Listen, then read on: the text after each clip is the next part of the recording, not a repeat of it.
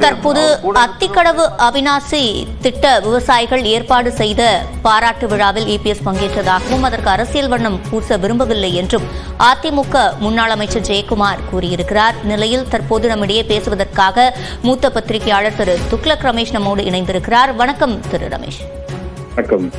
இப்போ ஜெயக்குமார் சொல்லியிருக்காரு, இது விவசாயிகள் ஏற்பாடு பண்ண விழா, அதனால அதுக்கு அரசியல் வண்ணம் பூச விரும்பலைன்னு. ஆனா செங்கோட்டையன் குறிப்பிடும் போது எம்ஜிஆர் ஜெயலலிதாவுடைய படங்கள் அங்கு இடம்பெறவில்லை என்பதுதான் நான் அந்த கூட்டத்தில் பங்கேற்காததற்கு காரணம்னு குறிப்பிட்டிருக்காங்க. நீங்க எப்படி பாக்குறீங்க?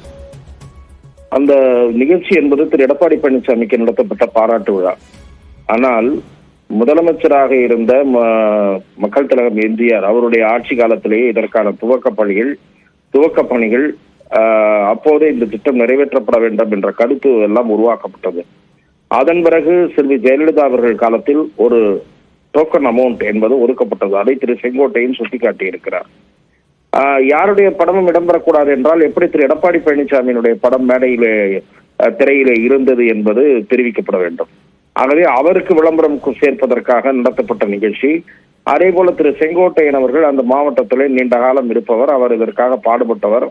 கோவை மாவட்டத்தில் இவருக்கு முன்னால் இருந்தவர்கள், அதே போல இவர் ஈரோடு மாவட்டம், கோவை மாவட்டம், ஒன்றுபட்ட கோவை மாவட்டத்தைச் சேர்ந்த பலர் இதற்காக பாடுபட்டிருக்கிறார்கள். வெவ்வேறு அமைப்புகள் பாடுபட்டிருக்கின்றன.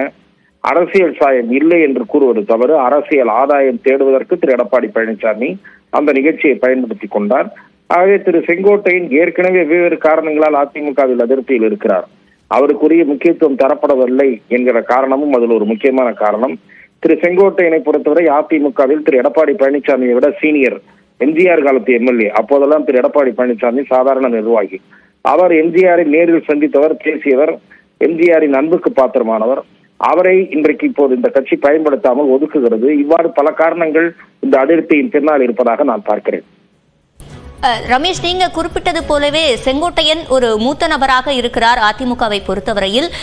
சற்று வரலாற்றை பார்த்தோமானால் ஜெயலலிதாவின் இறப்புக்கு பிறகு அவருக்கும் முக்கிய பொறுப்புகள் வழங்கப்பட இருந்ததாகவும் அப்போது செய்திகள் வெளிவந்தன. அப்போதிலிருந்தே இவருடைய அதிருப்தி தொடர்ந்து கொண்டு இருக்குமே, ஆனால் தற்போது அதனை வெளிப்படுத்துவதற்கான காரணமாக என்ன பார்க்கலாம்? அஇஅதிமுகவின் உட்கட்சி விவகாரங்கள் பல, யாருடனும் எடப்பாடி பழனிசாமி கலந்து பேசவில்லை. மாவட்ட செயலாளர்கள் கூட்டம் எல்லாம் சம்பிரதாயத்துக்காகத்தான் நடத்தப்பட்டது என்று என்னிடமே சில முன்னாள் அமைச்சர்கள் தெரிவித்திருக்கிறார்கள். பல விஷயங்களை அவர் தன்னிச்சையாக முடிவெடுக்கிறார் என்று கூறப்படுகிறது. இந்த அதிருப்தி எல்லாம் அவருக்கு சேர்ந்து இருக்கலாம் என்று நான் பார்க்கிறேன்.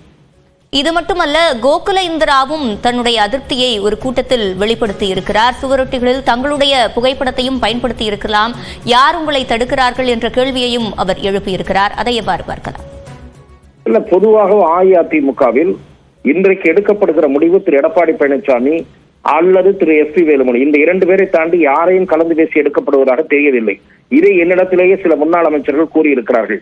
அதிமுகவினுடைய மாவட்ட செயலாளர்களும் அந்த கூட்டம் எந்த விதமான பயனும் இல்லாமல் ஒரு கூட்டம் நடத்தப்பட்டதாக 1-2 பேர் சொன்னார்கள்.